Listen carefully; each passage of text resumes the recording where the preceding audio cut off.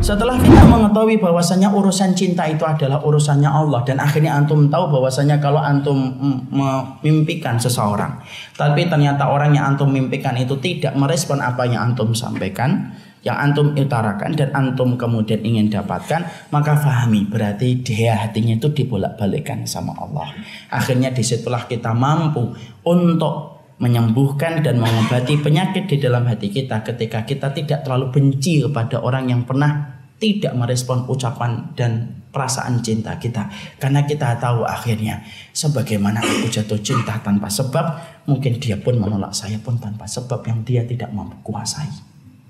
Tidak dendam, santai hidupnya. Tidak perlu kemudian antum sedih gitu dan perih kalau dia lewat di depan antum. Gitu. Dan itu hal yang harusnya ditinggalkan. Apalagi laki-laki, gak usah gitu-gitu amat lah. Banyak lebih penting urusan antum daripada urusan yang semacam itu.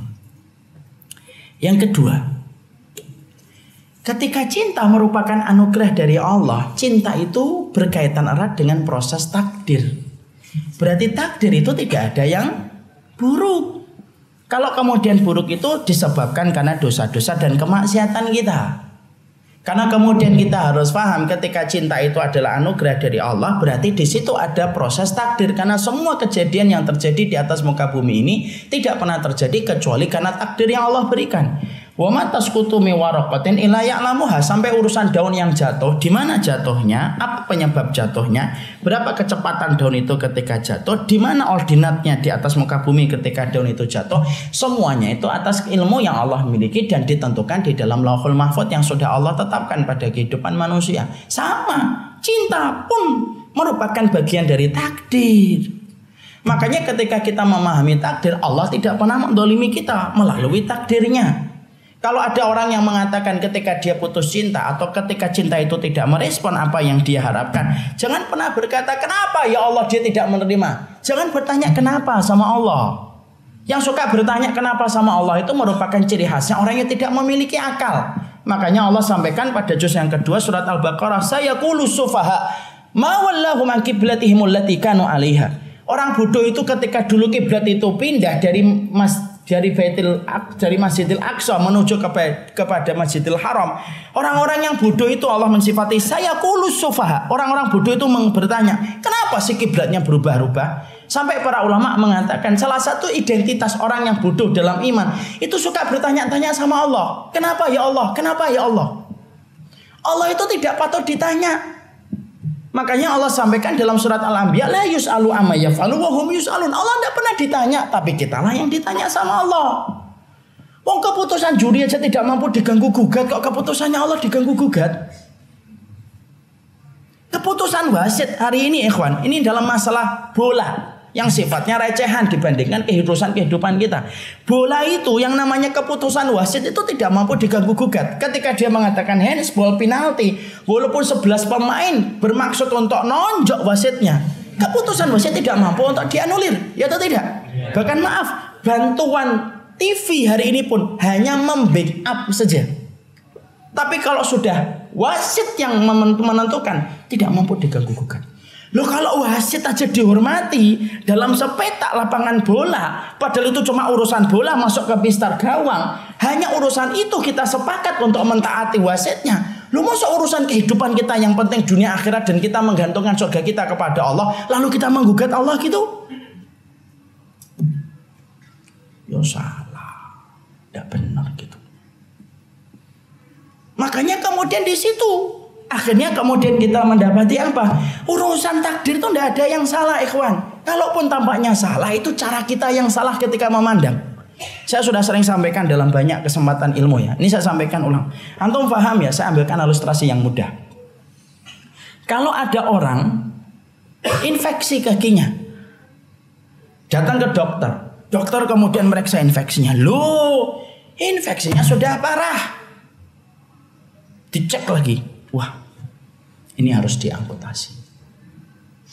Ketika mau diamputasi, perhatikan kata amputasi ketika didengar oleh pasien dan ketika diucapkan sama sang dokter. Pasien ketika mendengar amputasi, itu konotasinya buruk atau tidak buruk?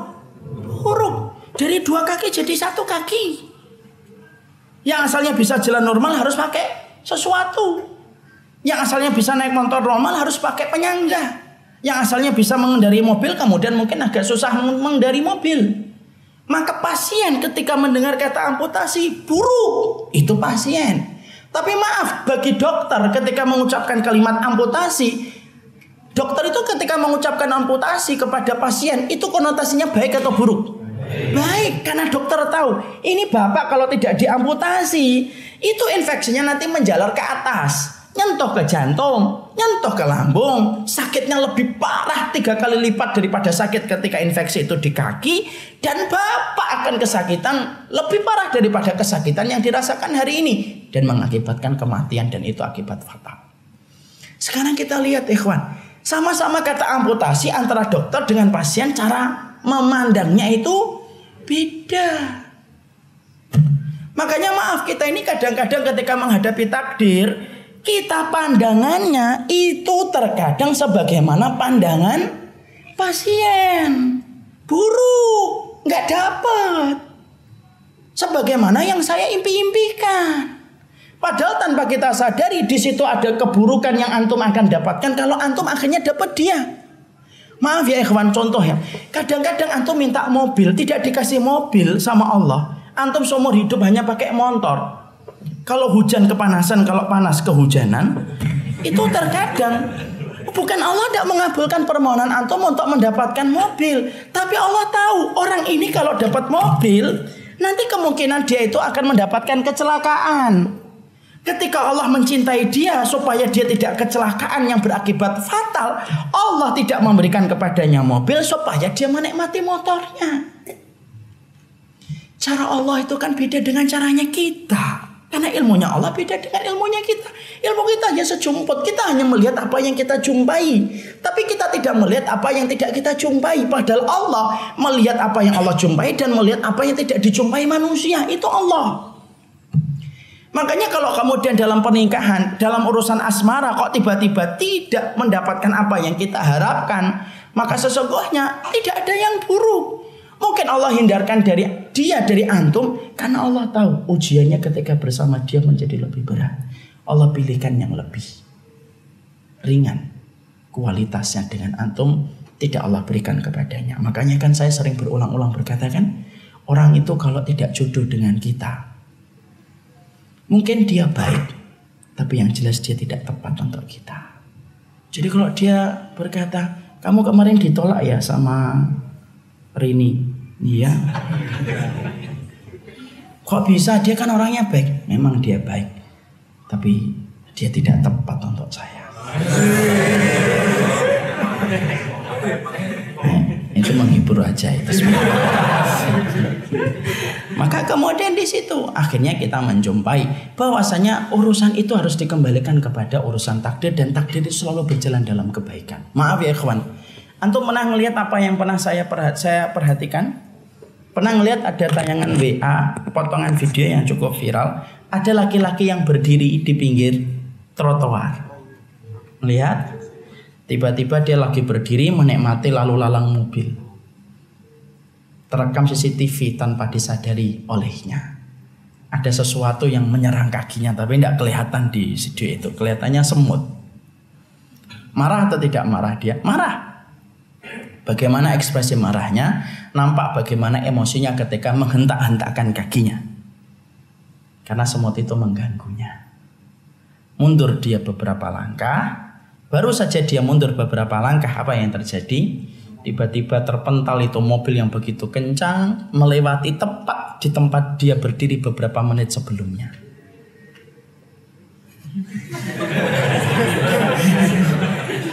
Lama-lama horor juga ya kalau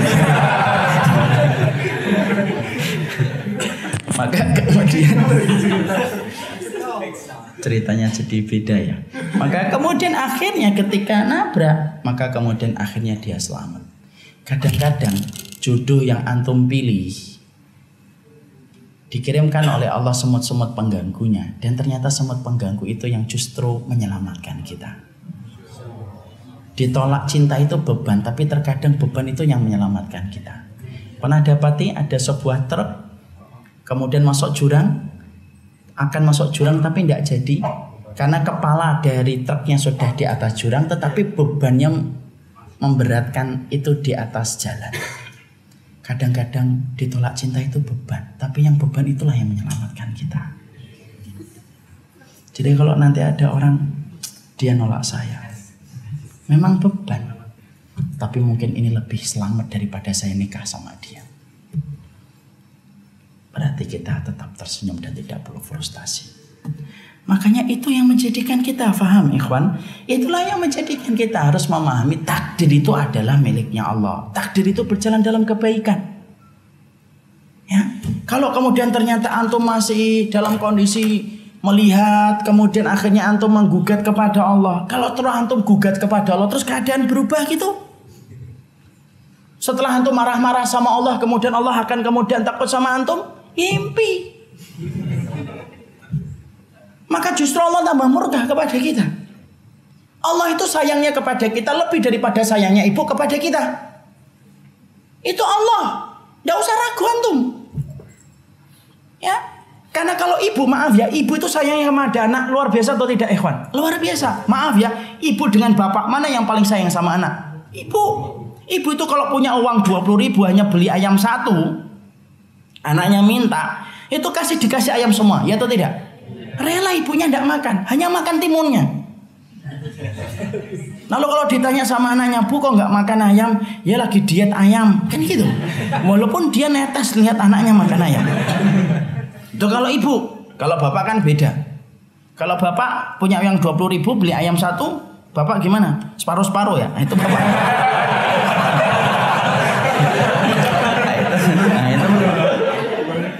Maka sayangnya Allah, kalau kita mendapati seorang ibu begitu kasih sayang, dia sampai kehilangan logika ya. Maaf ya, ibu itu saking perasaannya itu dominan. Mereka itu kadang-kadang kehilangan logika ketika menyayangi anak. Mereka rela tidak tidur supaya anaknya tidur, rela kelaparan supaya anaknya tidak kelaparan. Itu kasih sayangnya seorang ibu kepada anak. Kadang-kadang sayangnya terlalu besar menghilangkan logika. Makanya kenapa perempuan itu dibesarkan perasaannya, kemudian disedikitkan logikanya, supaya dia mampu mencurahkan kasih sayangnya kepada anak. Itu seorang ibu. Allah yang menciptakan seluruh ibu di atas muka bumi dari Nabi Adam sampai orang yang terakhir kali melihat matahari dari arah barat. Terus kita mengatakan Allah tidak adil sama kita. Nah terus yang sayang sama kamu siapa kalau Allah yang tersisa aja tidak sayang sama kita? Jadi tidak ada kisah gitu. Tidak usah menjadikan masalah asmara yang tidak terbalas itu menjadikan antum akhirnya menyalahkan takdir. Itu namanya adalah mengusir kesedihan tetapi dengan dosa yang besar. Antum paham? Sesungguhnya Allah itu paling tidak suka digugat takdirnya. Dan tidak usah ditanya, saya terima ya Allah kalau memang dia menolak saya dan tidak menerima saya terima kalau itu merupakan bagian dari ketetapan ujian yang Allah engkau berikan kepada diriku.